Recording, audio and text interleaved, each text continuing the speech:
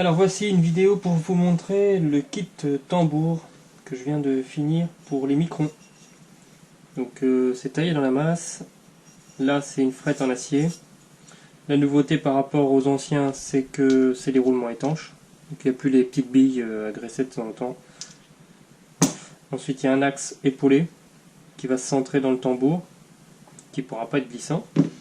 Il y a les deux petits écrous qui viennent de chaque côté. Une entretoise qui vient de mémoire du côté tambour, deux petites rondelles et puis les écrous côté fourche.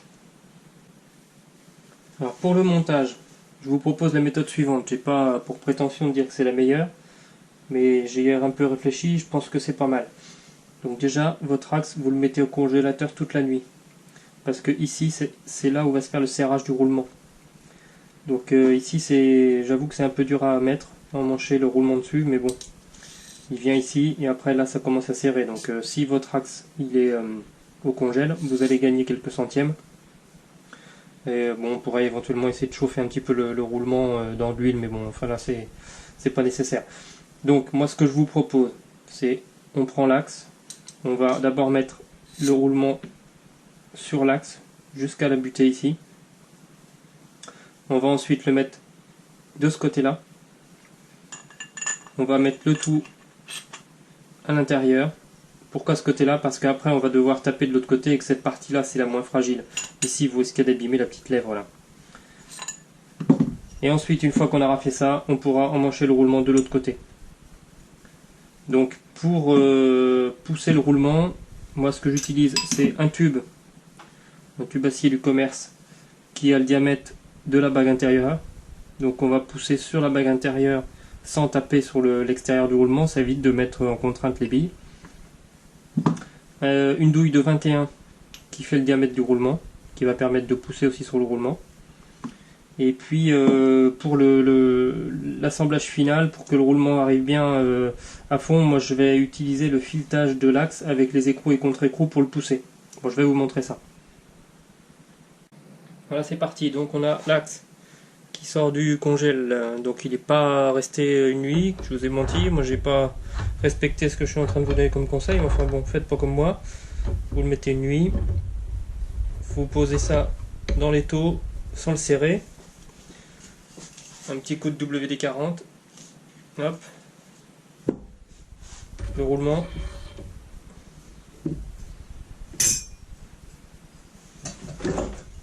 hop.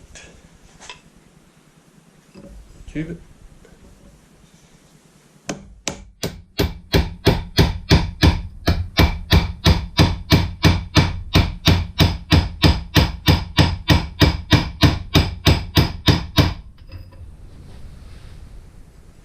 on y est presque.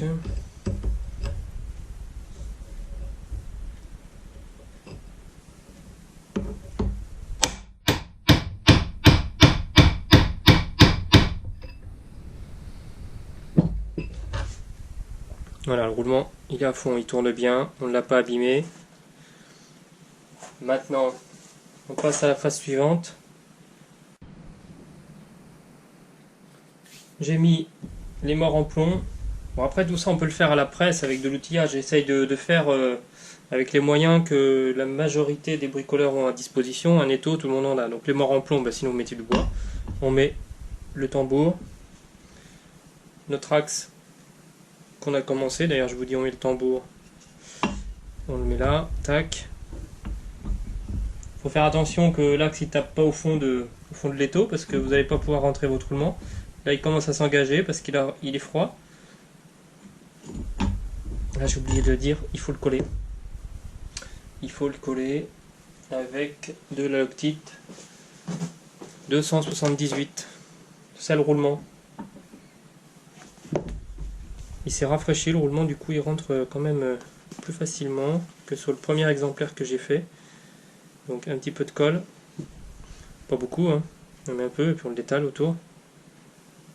Il faut pas trop en mettre, surtout pas qu'il y en ait dans le roulement. Bon, c'est un roulement étanche, normalement ça devrait pas arriver. Néanmoins, il faut faire attention. Tac. Hop. La douille de 21. Le tube. Le marteau.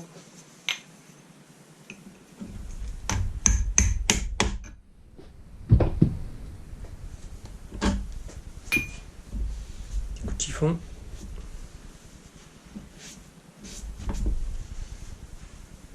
Alors, idéalement, le mieux ce serait de laisser sécher dans cette position déjà, parce qu'après on va pousser de l'autre côté, ça évitera de le ressortir.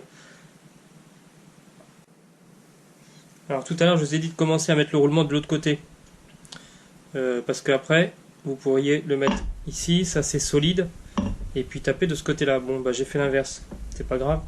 Moi j'ai la chance d'avoir des morts en plomb qui vont bien protéger ma pièce, mais bon sinon c'est mieux de commencer à l'inverse, donc mettre le roulement de ce côté là. Comme ça après on le pose et puis on a cette partie là qui est plus fragile qu'on maîtrise. Bon, moi je vais faire à l'inverse. Donc on retourne la pièce. Un coup de WD. Hop. Le roulement avec sa colle.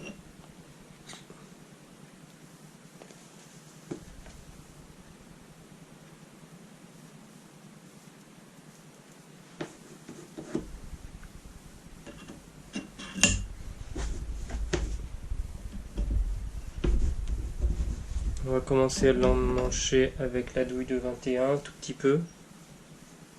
Et après c'est sur l'intérieur qu'il faut taper. Donc là ça s'en va. Hop.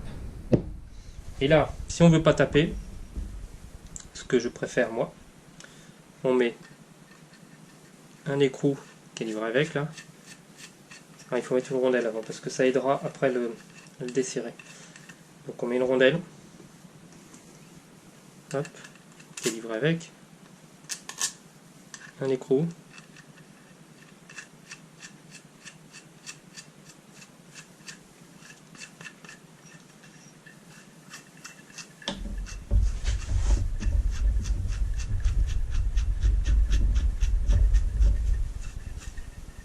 il faut se dépêcher avant que la colle elle sèche, hein.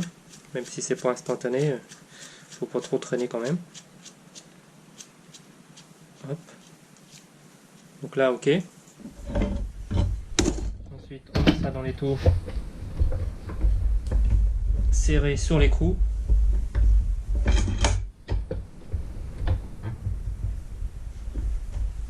Hop. Là. Une rondelle. On va mettre une autre toile pour gagner du temps. Hop. Un écrou. Et deux écrous, soyons fous. Des écrous de 17, ça. La clé de 17. Et là, en serrant tout doucement, ça va faire descendre notre roulement. Alors ça c'est intéressant pour deux choses. Premièrement, on tape pas, on risque pas d'abîmer la pièce. Deuxièmement, c'est du 16, c'est pas du 17. Deuxièmement, on met pas trop en contrainte le roulement parce que là on pousse sur la bague intérieure. Le serrage il se fait plus sur l'axe que sur le tambour. Donc là en fait, la partie la plus dure à emmancher, elle va coulisser toute seule et on va pas mettre en contrainte les billes. Alors pour un micron ou pour une autre roue, je vais tenter de dire c'est pas gênant. Pour un assemblage sur un moteur un petit peu boosté, vous voulez que ça tienne, il y a ce genre de petites précautions qui peut vous faire tenir un peu mieux. Et des roulements, Dieu sait si j'en ai cassé, et j'en casse encore sur mon moteur de compète. Ça c'est un problème récurrent. Bon là voilà, le roulement il est au bout, on desserre, un peu serré. Après on pourra le libérer en donnant un petit coup de maillet sur le bout de l'axe. Ça permet de libérer les contraintes. Voilà, l'assemblage est fini. Donc le petit coup de maillet. Et là, c'est magique.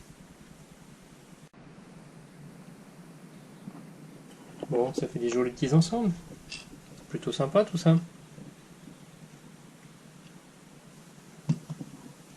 Alors j'en profite pour remercier les membres du groupe qui se reconnaîtront, qui m'ont fait confiance.